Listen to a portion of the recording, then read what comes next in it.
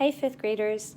So this is the book that I was talking about in my last video called The People Shall Continue, and it's by Simon J. Oritz, and it's illustrated by Cheryl Graves.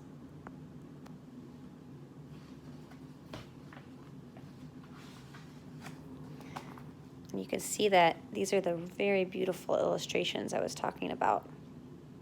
So I'm going to go ahead and read the story, and I want you to think about how history is different when it is told by another point of view, and the Native American perspective of history is very important to consider because most of the history we read about is written from a white man's perspective.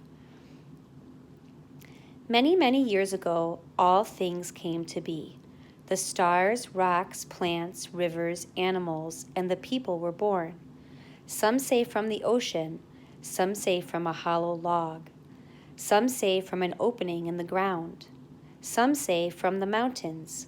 And the people came to live in the northern mountains and on the plains, in the western hills and on the seacoasts, in the southern deserts and in the canyons, in the eastern woodlands and in the Piedmonts. Some people fished, others were hunters. Some people farmed, others were artisans. Their leaders were those who served the people. Their healers were those who cared for the people. Their hunters were those who provided for the people. Their warriors were those who protected the people. The teachers and elders of the people all taught this important knowledge. The earth is the source of all life. She gives birth. Her children continue the life of the earth. The people must be responsible to her. This is the way that all life continues.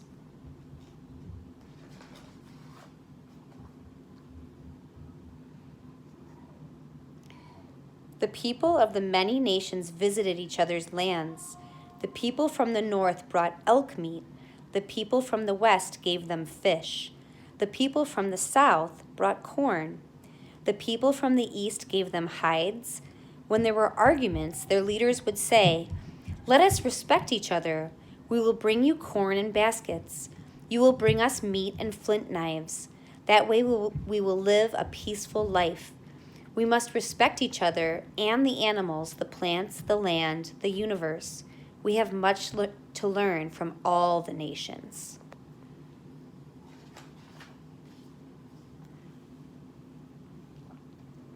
Nevertheless, life was always hard. At times, corn did not grow and there was famine. At times, winters were very cold and there was hardship. At times, the winds blew hot and rivers dried. At times, the people grew uneasy among themselves. The learned men and women talked with each other about what to do for their people, but it was always hard. They had to have great patience, and they told their people, "We should not ever take anything for granted. In order for our life to continue, we must struggle very hard for it." Oops. But one day, something unusual began to happen. Maybe there was a small change in the wind. Maybe there was a shift in the stars. Maybe it was a dream that someone dreamed. Maybe it was the strange behavior of an animal. The people thought and remembered. A long time ago, there were men who came upon the ocean to the western coasts. The people thought and remembered. A long time ago, there were red-haired men who came upon the ocean to the eastern coasts. Those were the Vikings. But these visitors had not stayed for long. They met with some of the people, and soon they left upon the ocean for their homes. So you can see the explorers and the Vikings that came for just a little while in the horizon of this picture.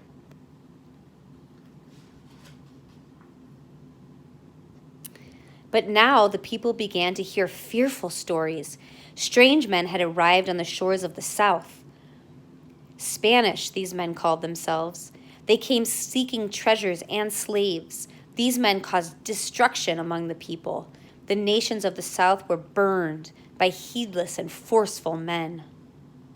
So then it shows all the Spanish explorers, the conquistadors. Soon there were other dreadful stories. More men, these with their wives and children, arrived on the eastern coasts. These are the colonizers. English, French, Dutch, they called themselves. They spoke with a fervor that frightened the people who met with them. They taught about a God whom all should obey. They said they were special men of this God. Soon the people saw the destruction of their nations. They soon found out it was the aim of the English, French, and Dutch to take their lands. The rich and powerful of these men formed an American government. They wanted the land because it was fertile with forests and farmland and wealthy with precious minerals. And they wanted the people to serve them as slaves.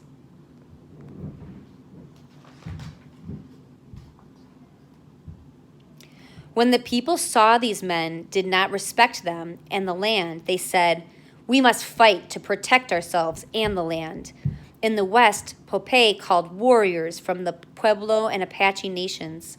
In the East, Tecumseh gathered the Shawnee and the nations of the Great Lakes, the Appalachians, and the Ohio Valley to fight for their people. In the Midwest, Black Hawk fought to save the Saw and Fox Nation. In the Great Plains, Crazy Horse led the Sioux in the struggle to keep their land. Osceola in the southeast, Geronimo in the southwest, Chief Joseph in the northwest, Sitting Bull, Captain Jack, all were warriors. They were warriors who resisted and fought to keep the American colonial power from taking their lands. From the 1500s to the late years of the 1800s, the people fought for their lives and lands. In battle after battle, they fought until they grew weak. Their food supplies were gone, and their warriors were killed or imprisoned, and the people began to settle for agreements with the American government.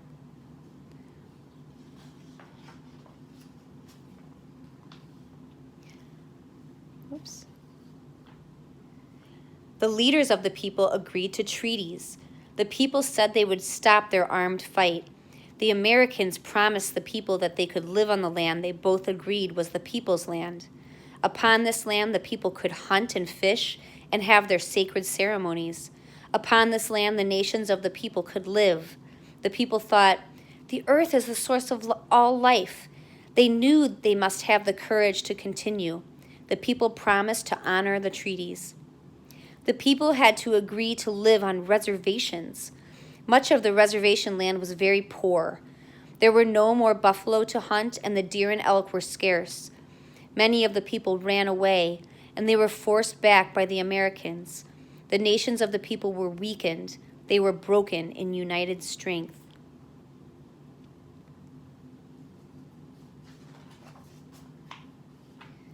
Soon, more Americans came. They were gold miners, railroad men, outlaws, missionaries, ranchers. They wanted the rest of the land the people had. Treaties were broken by them, and the reservations grew even smaller. The Americans sent government agents. They told the people they could not live the way they had before. The missionaries asked the government to put a stop to the sacred ceremonies, the dances, and the songs of the people. The government agents gathered the children. They took the children to boarding schools far from their homes and families. The children from the west were taken to the east. The children from the east were taken to the west. The people's children were scattered like leaves torn from a tree. At schools far from homes, the children were taught to become Americans. They learned to be ashamed of their people.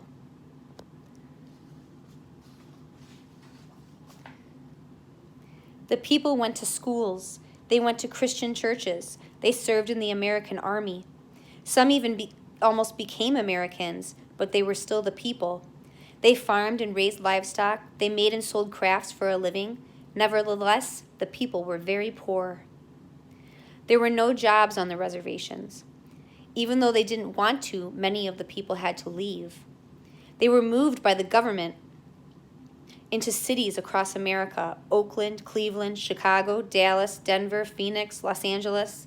They worked in factories, on railroads and businesses, even for the government. Often they were discouraged, and their families suffered in the cities. They struggled hard for their lives.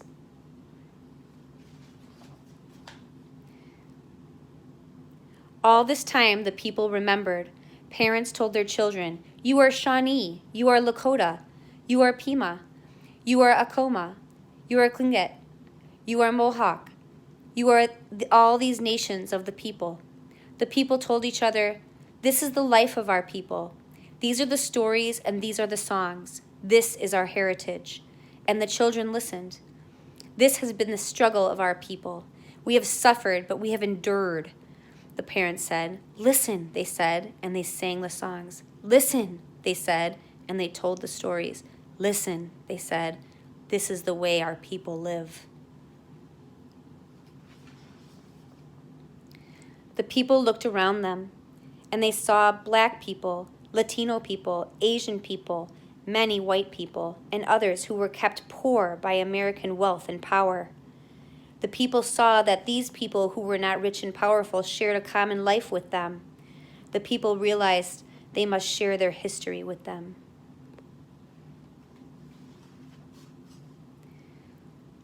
"We shall tell you of our struggles," they said.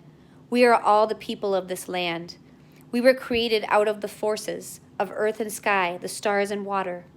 We must make sure that the balance of the earth be kept. There is no other way. We must struggle for our lives. We must take great care with each other. We must share our concern with each other. Nothing is separate from us. We are all one body of people. We must struggle to share our human lives with each other.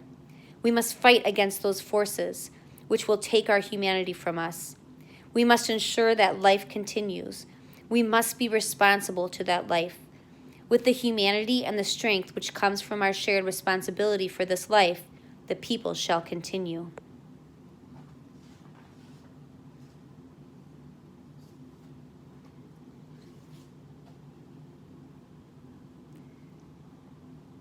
I hope you enjoyed that story.